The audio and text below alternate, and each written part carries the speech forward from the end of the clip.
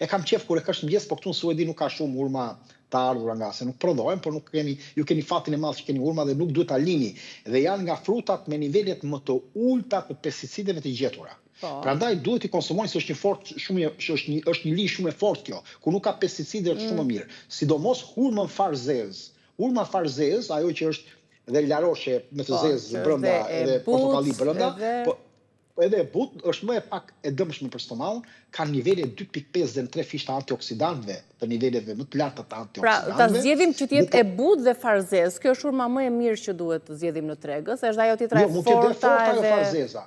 Po mund të dhe fort, e drejtë. Po, mund të dhe e drejtë. E butë është në shi, ajo kur e konsumon dhe ka nivele më të larta të karotenoideve, të vitaminës A, dhe ka më shumë nivele të larta të manganit dhe nivele më të larta të bakrit. Gjë që i bën akoma dhe më mirë tiroides, akoma më mirë sistemit imunitar.